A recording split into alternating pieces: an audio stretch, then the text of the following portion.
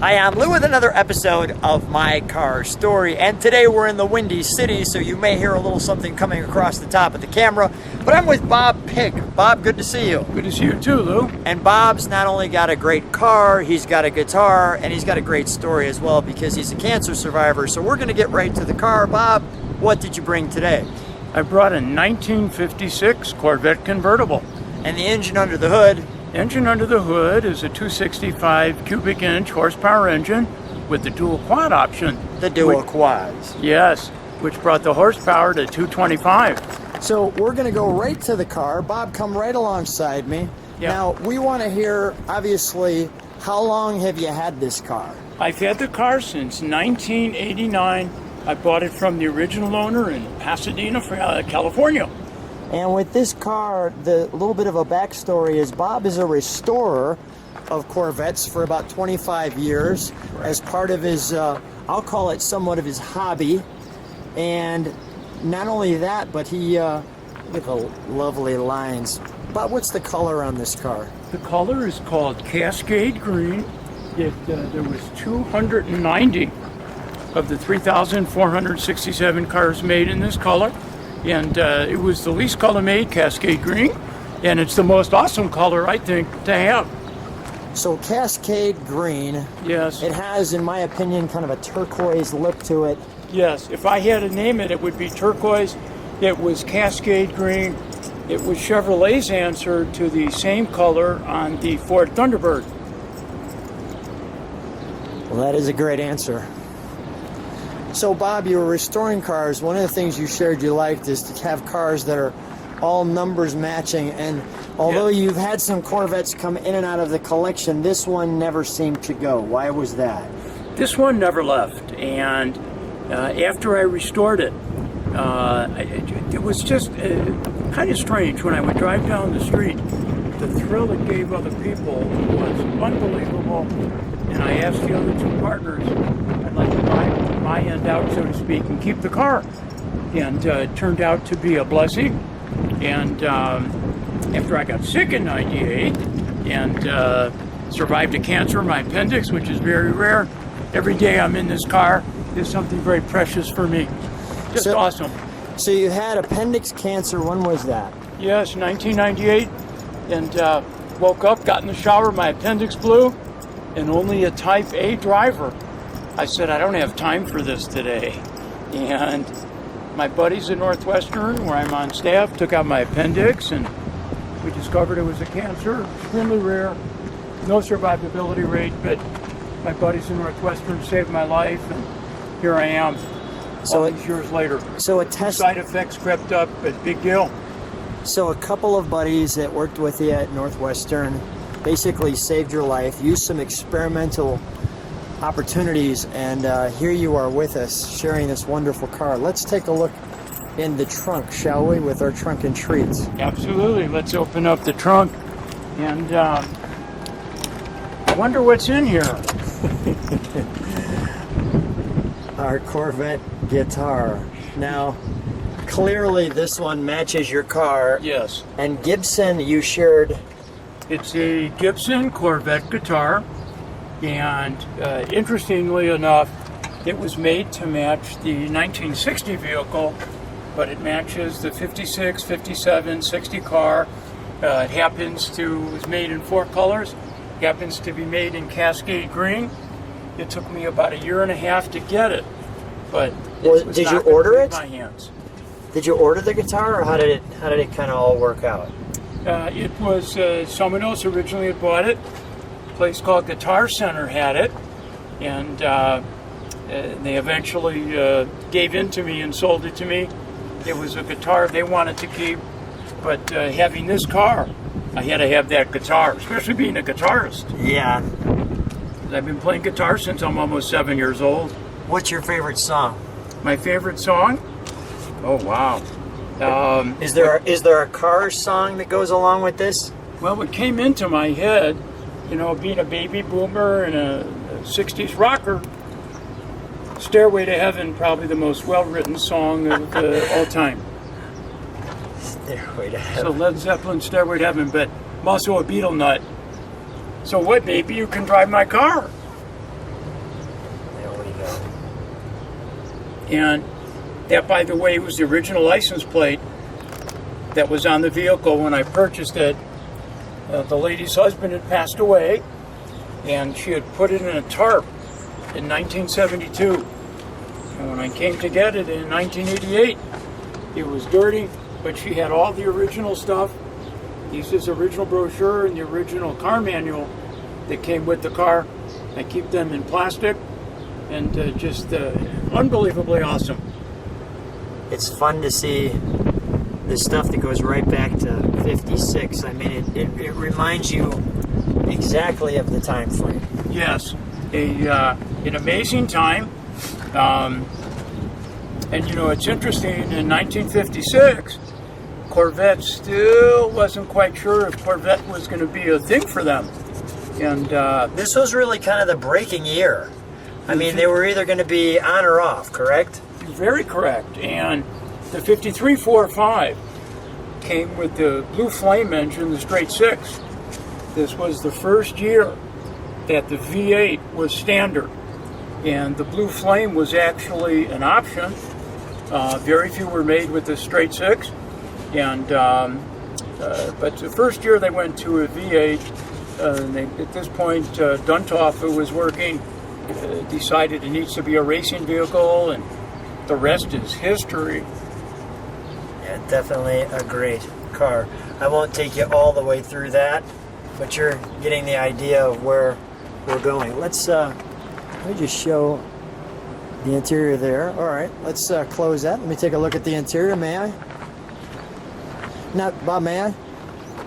Can I open this? Absolutely, of course. Thanks. Absolutely. So now on the Corvette, we've got the 3-speed, which was Correct. right there, and we'll show that. And the dashboard is still sort of in a very disorganized way. To see your RPMs, you have to look in front of the shifter. Battery power, all the way to the right, a little bit disorganized.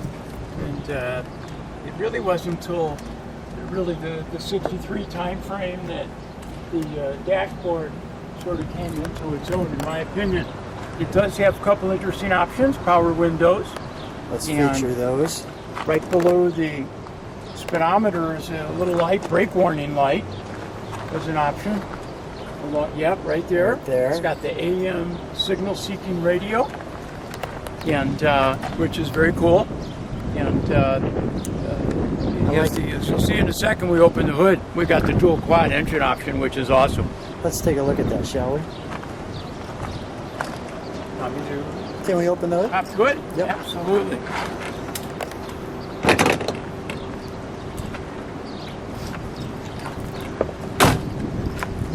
This is the best part. And this is all original. This is the 265 cubic inch V8.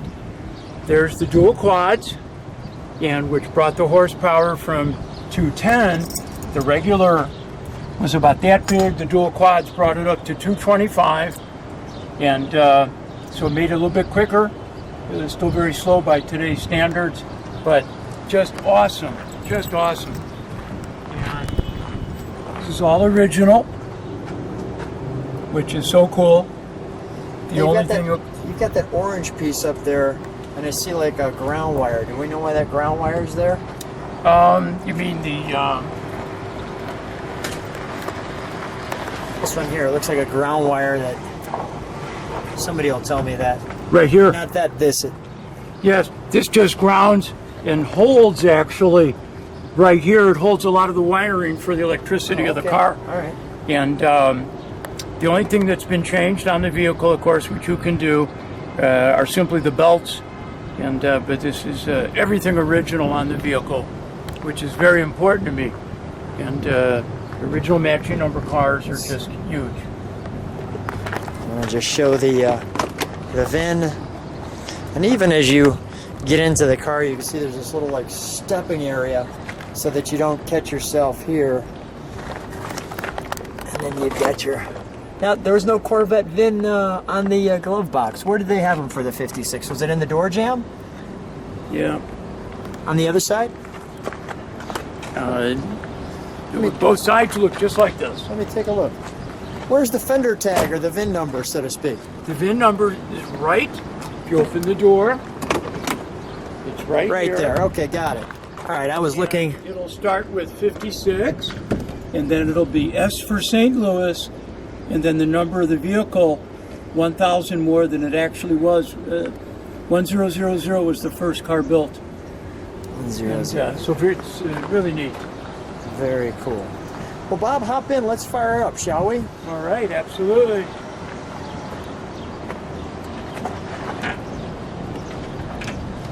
Give me 1 second. I'll pull the keys out of my pocket. Here we go.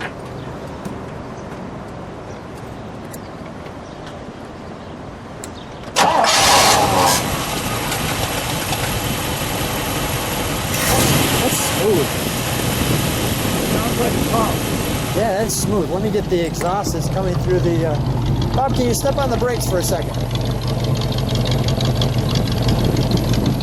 Just listen to that rumble for a second. Just let it idle. Look at that chrome piece. Backup light. Good point. No backup lights. I didn't realize that.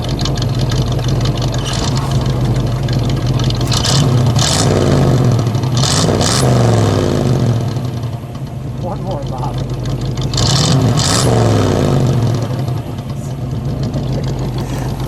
Very nice.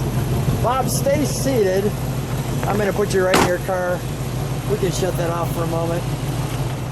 Bob, what's the reaction when people see in this car? It's as I've gotten older, it's the greatest thrill. I will come out of the grocery store and I'll stop to watch. People are sitting there taking pictures. People want to know, can I sit in the car and take pictures? But the greatest thrill is the thrill it gives others, and especially that generation ahead of me. A couple in their mid-80s came up to me, said, "Oh my God, you just brought us back to high school. My first husband had this car when we dated." That's awesome. And so that's the best part, is the thrill it gives others. And it's amazing how many people, even with the Corvette emblem, have no idea it's a Corvette. Very good. Bob, for those, stick around. If you like what you see, subscribe to the channel. We're going to have a little bonus footage after this, so stick around. Thanks. Bob, thanks for being on My Car Story. Absolutely, my pleasure. So we're out here in Chicago. You can see the big buildings, and Bob and I are driving the 56. Super hot outside, so we got to watch that temperature gauge. Bob, as we're rolling, thankfully, how do you like driving this car? Oh, it's an absolute blast. And it's a 3-speed, which is interesting. 4-speed didn't come till 1957. But it's so much fun. Oh my God. I could drive this car 365, excuse me, 365 days a year, nonstop. Too much fun. And you were sharing that, you know, one of the things too that's changed for you is obviously you had cancer. Yes. And that you've survived that, so we're appreciative of that. And how has that changed kind of your perspective when you're driving? Ever since that day, 1998, every day I'm in this car, I am so appreciative. You never know when's your last day. I tell everybody, make every day your masterpiece, and this is just absolutely awesome. Too much fun. Well, I'm glad that we're getting a chance to drive your masterpiece. But you know what? We're feeling good, so... It is tough not to feel good in this car. Yeah. And, you know, I got to tell you, when I was sick, and I had to go through experimental chemo and radiation, getting in this car, just... I had no idea I was sick. They had so much fun. And as Lou and I were just next to a car a few minutes ago, the lady in the car couldn't stop giving us a thumbs up. Here we go.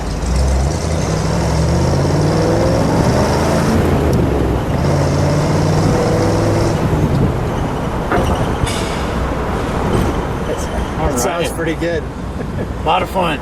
That sounds good. If you like what you see, subscribe to the channel, hit the bell. Thanks for coming.